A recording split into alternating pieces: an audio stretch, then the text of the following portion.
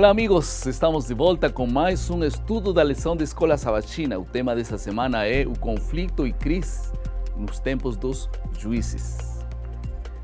Você sabe como funciona o ciclo da água?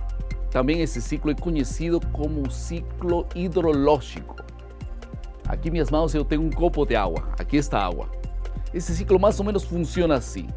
O calor do sol impacta a água se evapora, então depois de evaporar, volta como uma chuva e como neve também, e esse retorno vai para os rios, os mares e lençóis subterrâneos, e finalmente essa água novamente volta através do calor do sol, e assim continua esse ciclo da água. O nosso foco essa semana é mostrar que existe um ciclo no grande conflito, mas Deus quer quebrá-lo. Amém por isso. Existe um ciclo de opressão, de generação e restauração no grande conflito, como vamos ver na experiência de Débora, Gedeão, Sansão, Ruth e Samuel. Esse ciclo segue os seguintes passos. Eu vou mencionar esses passos para que possamos estudar isso no tema desta semana. O povo de Deus, em primeiro lugar, praticava o mal. Depois, Deus os entregava nas mãos de um opressor. Então, em terceiro lugar, eles chamavam novamente a Deus. Então, Deus levantava um libertador que trazia paz. E outra vez o povo de Deus praticava o mal. Um ciclo vicioso que acontecia no tempo dos juízes e também ao longo da história. Vamos agora entrar então na nossa parte da compreensão e vamos estudar acerca de Débora e como esse ciclo se repete na vida e no tempo que Débora estava liderando o povo de Israel. Vamos ver então, Juízes capítulo 4, verso 1. Vocês têm que ter sua caneta e vamos desenvolver essa parte. Aqui a Bíblia diz: os filhos de Israel tornaram a fazer o que era mal perante o Senhor. E aqui está o povo de Deus praticando o mal. Vocês veem, essas palavras se repetem muito. Agora vem a segunda parte, Juízes 4, 2. Então Deus os entregou nas mãos de Javim. Então aqui temos Deus entregando nas mãos de um opressor como consequência de seus pecados. Em terceiro lugar, nós vemos como eles clamaram a Deus. E Juízes 4, verso 3, diz que eles clamaram novamente a Deus. E no verso 4, capítulo 4, verso 4, Juízes, Débora se levanta como uma profetisa e então ela ajuda a libertar seu povo. Deus levanta um libertador para trazer paz. E depois, novamente, Débora vai para a terra e ficou em paz, disse a terra, por 40 anos. Mas logo os israelitas voltaram a cair nas mãos dos opressores. Agora vamos ver na experiência de Gedeão. Gedeão também passou por esse ciclo e os contemporâneos dele também. Juízes capítulo 6, verso 1, diz que fizeram os filhos de Israel o que era mal perante o Senhor. E você já ouviu essa história antes? Aqui, o povo de Deus praticando o mal. Em segundo lugar, nós vemos aqui que o Senhor os entregou nas mãos dos midianitas. Neste caso, Deus os entregava nas mãos de um opressor. Continua o ciclo. No Juízes capítulo 6, verso 7, nós temos os filhos de Israel clamando ao Senhor, e eles clamaram com gritos e desesperação. Então Deus chamou Gedeão para poder libertá-los, então trazer paz para Israel. Isso está em Juízes capítulo 6, verso 11 ao 16. É interessante que Deus tenha chamado Gedeão homem valente, né? Embora ele visse a si mesmo de maneira completamente diferente. Vocês veem no livro de Juízes capítulo 6, 15, diz aí Senhor de mim, diz, ai Senhor meu, né? Está queixando-se, como que livrarei Israel? Eu sou uma pessoa que não conseguiria fazê-lo. Pastor, esse ciclo de opressão que ocorreu há tantos anos atrás, que o senhor citou há pouco, ainda faz parte da nossa vida nos dias atuais? Sim, Diego, infelizmente esse ciclo se repete até hoje, mas não é o plano de Deus que esse ciclo permaneça por muito tempo. Na Bíblia nós encontramos um desafio que Deus faz para todos nós. Está em Hebreus capítulo 10, verso 39. A Bíblia fala que nós, porém, não somos os que retrocedem para a perdição, somos, entretanto, da fé para a conservação da alma. Não é o plano de Deus que nós estamos subindo, descendo, é o plano de Deus que nós cresçamos cada vez mais e mais. Vamos a continuar então agora esse ciclo na vida de Sansão. E isso está registrado no livro de Juízes, capítulo 13, verso 1. Diz, tendo os filhos de Israel tornado a fazer o que era mal perante o Senhor. Essa frase parece que se repete, parece que foi um Ctrl+C, Ctrl+V. O povo de Deus praticando o mal de novo.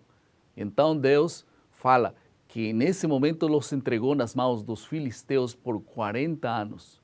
Deus os entrega de novo para a mão de um opressor. Agora é interessante que na vida de Sansão, no tempo de Sansão, eles não se arrependem. Não há referência que os filhos de Israel clamaram ao Senhor. Mas mesmo assim Deus enviou um libertador. Então chamou Sansão. E isso está no capítulo 13, verso 2 até o 25. Deus levantando um libertador que trazia paz. Mas exatamente quando estava se tornando adulto, Sansão, época em que deveria executar sua missão divina, ocasião em que mais do que nunca, em todas as outras ocasiões, deveria ser fiel a Deus, Sansão se ligou aos inimigos de Israel, na pena. Agora vamos a ver na vida de Ruth como é que esse ciclo continua. No livro de Ruth, capítulo 1, verso 1, no início, nós vemos que não há de surpreender que a terra de Judá tivesse sofrido fome durante todo esse tempo dos juízes. Havia muita fome, havia muita opressão. Isso era um sinal de que o povo da aliança havia abandonado Deus.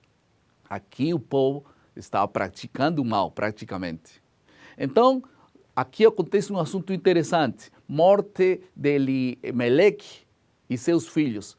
Parece que Deus os entregava nas mãos do opressor. Morte, condenação começou a acontecer no contexto da Ruth. E então, agora vem o clamor de uma mulher temente de Deus.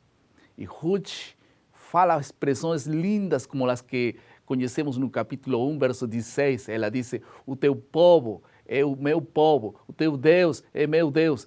Clamaram novamente a Deus, esse Deus quero que seja meu. E não foi um israelita, foi uma moabita.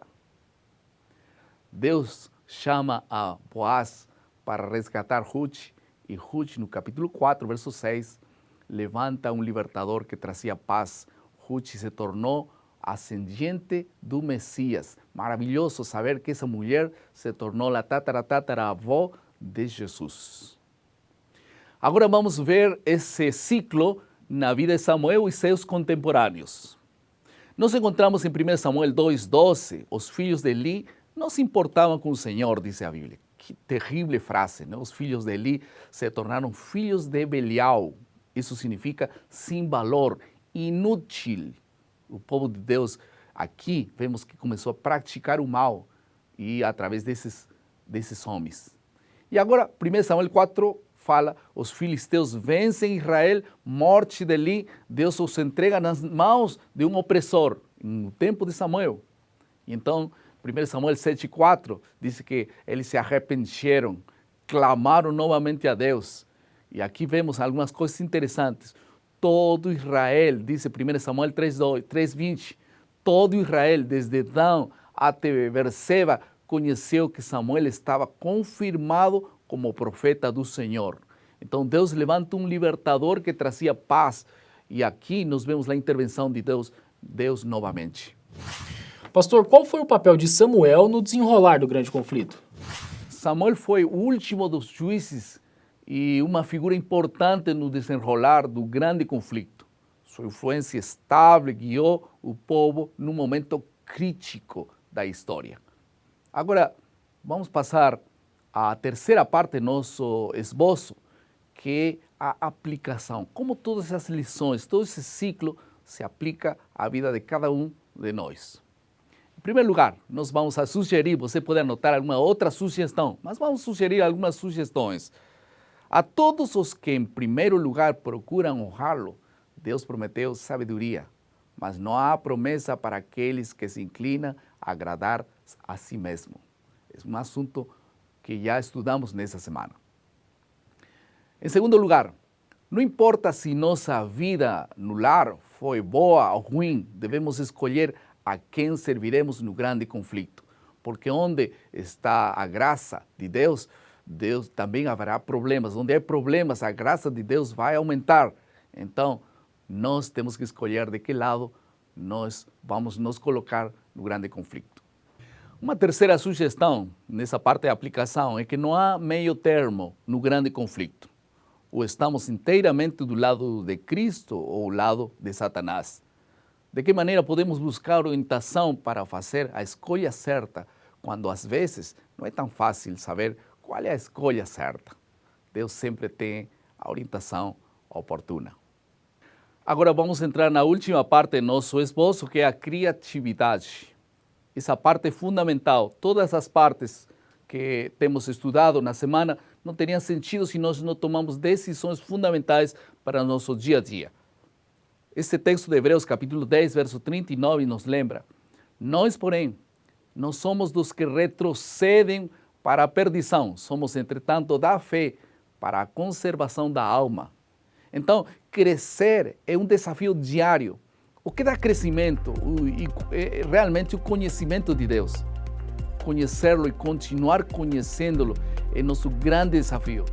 Então, vamos renovar nosso compromisso com o estudo diário da Bíblia e a lição da Escola Sabatina. O que lhes parece? Vamos tomar essa decisão. Esse produto deve ser realmente fortalecido. Em nome de Jesus, Deus te abençoe. Nos vemos no próximo esboço. E lembra, maná, cada dia, cada manhã, alimento para a vida.